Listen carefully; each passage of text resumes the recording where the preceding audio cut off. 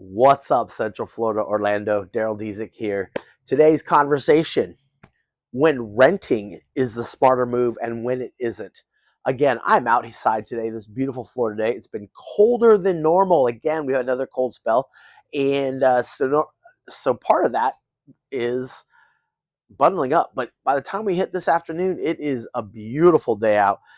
I have my notes down here. Normally they're up higher, so you'll see me look at the camera a little different. I say that just because I like to look at you guys, know this stuff, but I like to keep my notes here so that I stay on track with what we want to discuss today. So today's conversation is this: is when is the renting the smarter move and when is it not?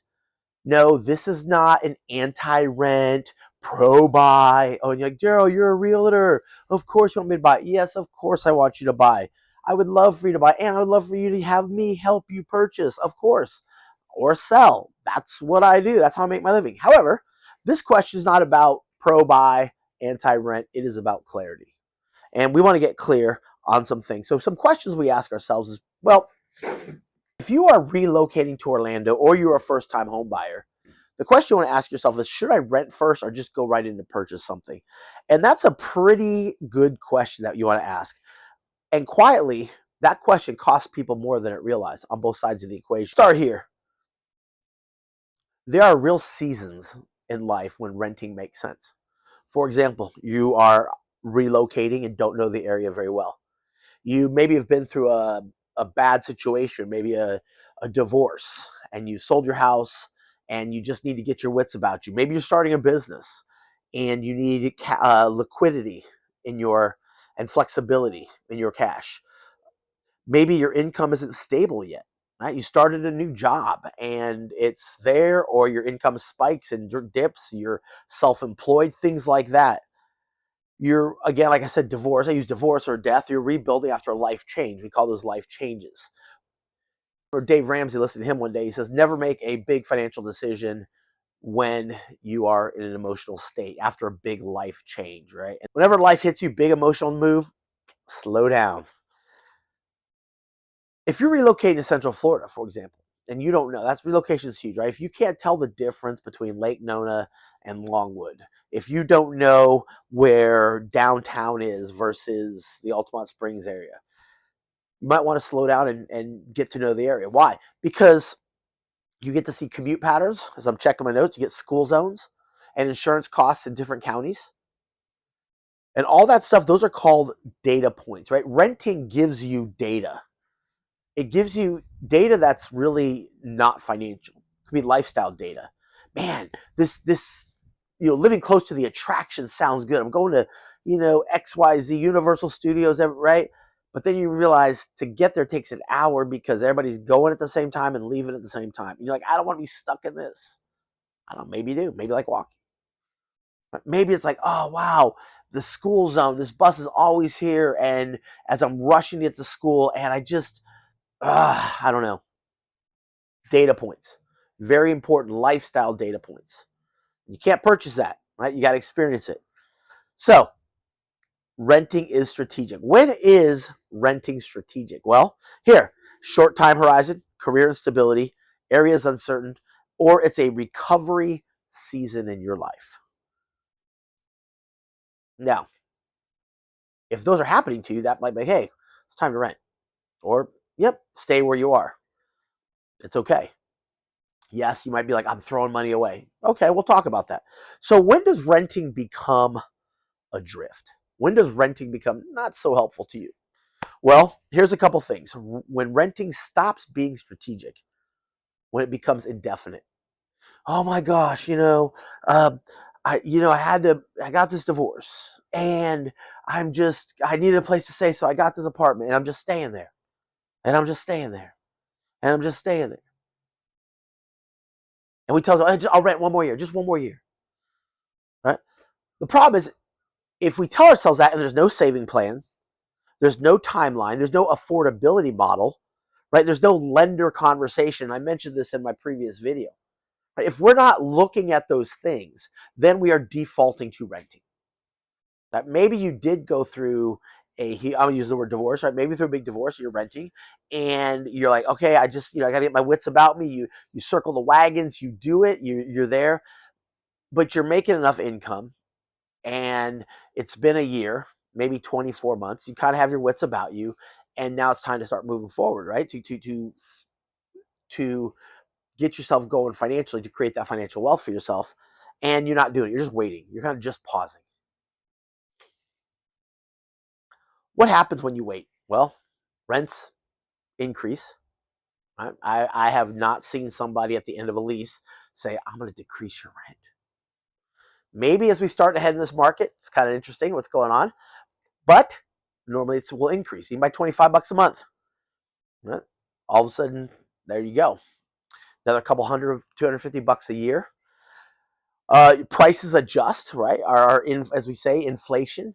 The cost of eggs is $10 a six pack. $10 a six pack. What do I know?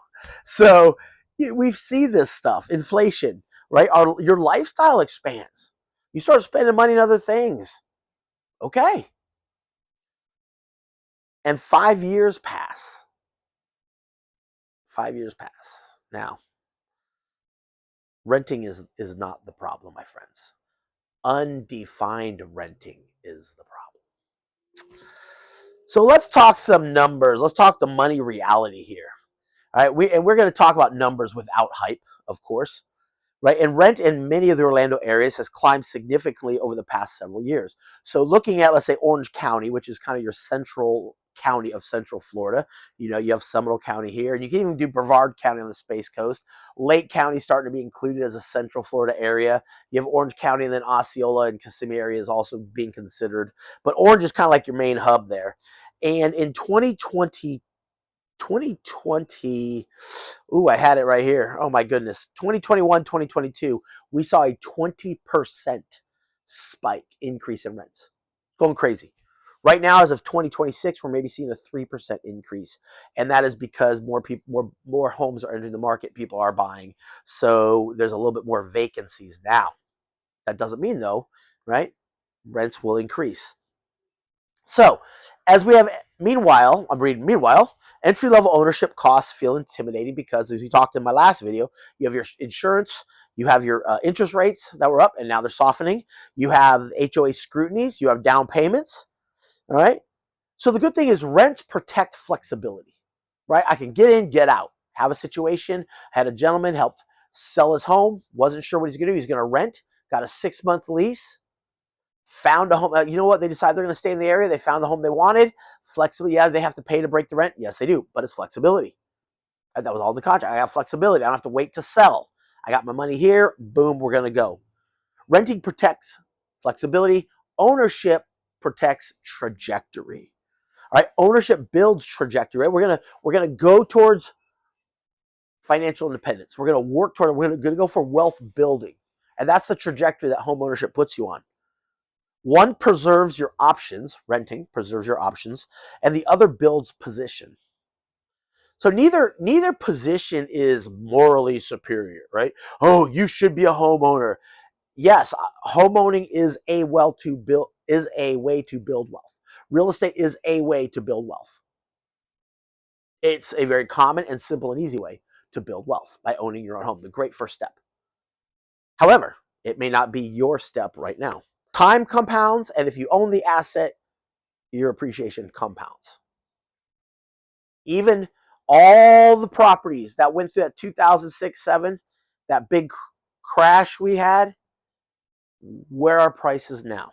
Purchased or even purchased at the height and stayed in their home and made those payments, where are they now? They still have that equity. They still have that wealth. So if you're relocating, ask yourself a couple of questions.